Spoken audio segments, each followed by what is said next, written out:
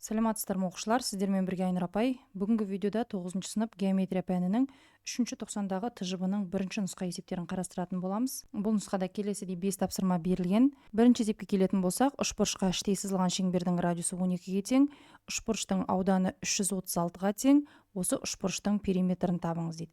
Берілген мәліметтерді жазып алатын болсақ, радиус 12-ге тең, аудан 336-ға тең. Енді бізге периметр табу керек. Бұл жерде үшбұрыштың ауданын табатын формуланы қолданамыз. S тең 2-ден 1 көбейту А қосу Б қосу С жақшаның ішінде және көбейтілген R формуласы. Бұл жердегі мына А қосу Б қосу С дегеніміз бұл үшбұрыштың периметрін береді.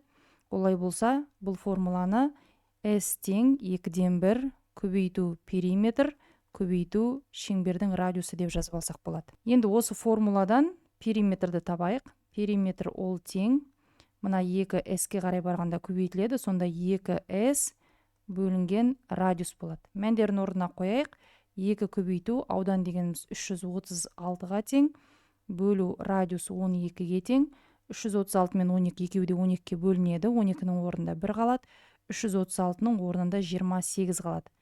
Сонда 28-ді 2-ке көбейтсек 56-ға тең болады екен.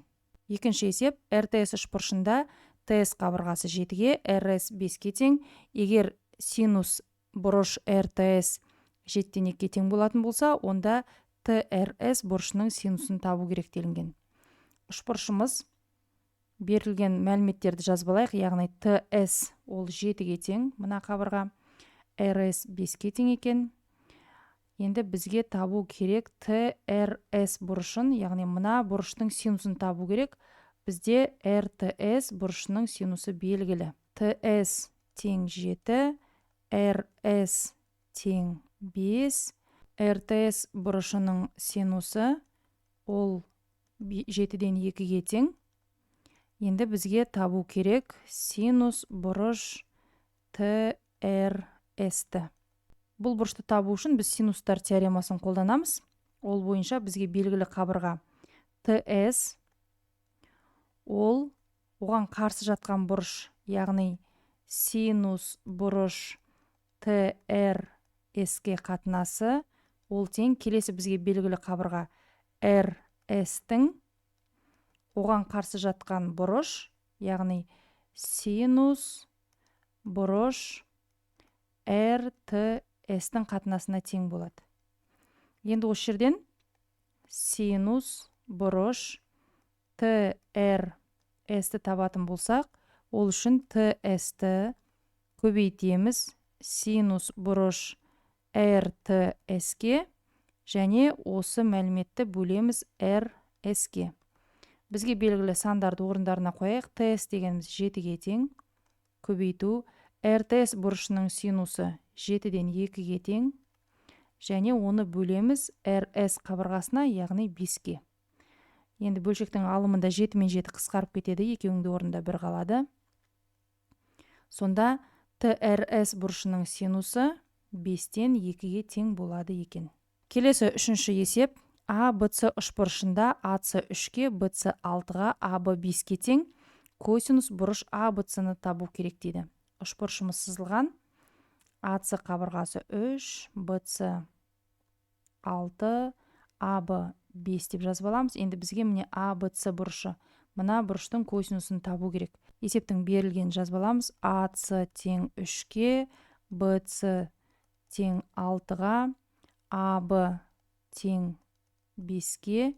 Олай болса, бізге АБЦ бұрышының косинусын табу керек.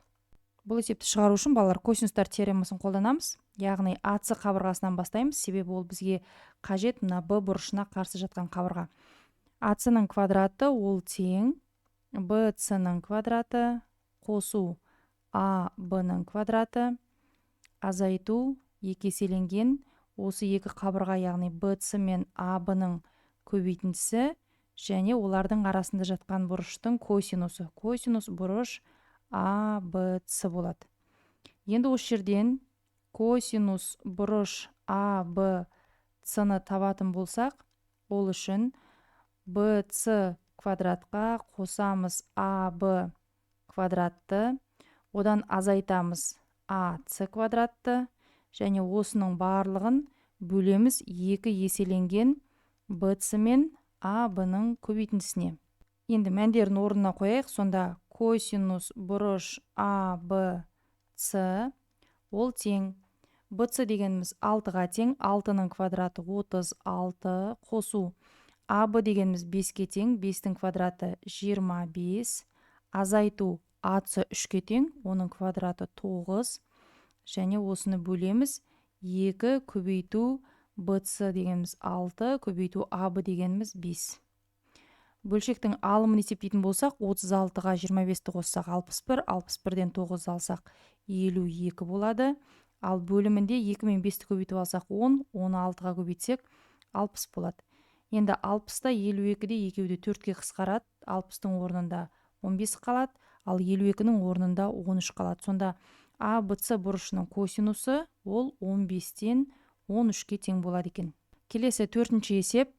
LNM үшбұрышында бұрыш L 90 градус, NL қабырғасы 6, LM 8-ге тең, іштей сызылған шеңбердің радиусын табыңыз делінген. Мінекей біздің үшбұрышымыз NL 6-ға тең, LM 8-ге тең, және L бұрышы 90 градус деген, яғни мына бұрыш бізде 90 градус болады. Іштей сызылған шеңбердің радиусын табу керек, яғни мына шеңбердің радиусын табуымыз қажет. Есептің берілген жазып аламыз. Бұрыш L ол тең 90 градус, NL қабырғасы 6-ға тең, LM қабырғасы 8-ге тең. Енді бізге радиусты табу керек. Радиусты ауданды жарты периметрге бөлу арқылы табамыз. Осы жерден бізге қажетті бірінші ауданды тауып алайық.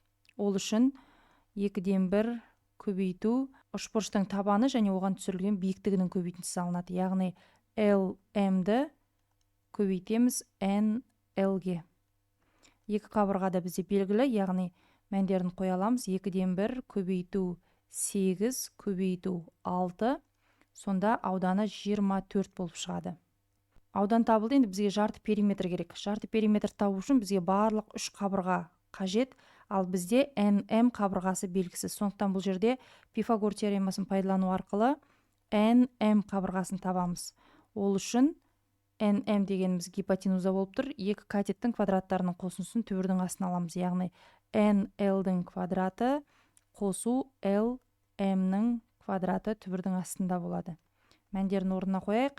NL дегеніміз 6, 6-ның квадраты 36, қосу LM дегеніміз 8, оның квадраты 64, 36-ға 64-ті қоссақ, түбірдің астында 100 шығады, ал 100 түбірдің астынан 10 болып шығады. Сонда NM қабырғасы ол 10 екен.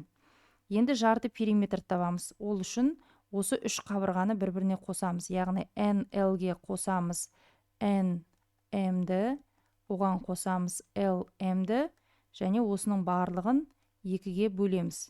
Мәндерін орнына қояйық. NL дегеніміз 6, қосу NM-ді жаңа біз таптық, ол 10, және LM дегеніміз ол 8.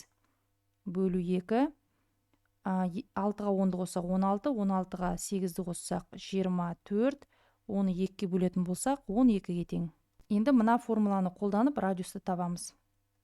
Ауданды бөлеміз жарты периметрге дедік. Аудан табылды, ол 24. Жарты периметр ол да табылды, ол 12-ке тең. 24-ті 12-ке бөлсек, радиустың ұзындығы 2-ке тең болады екен.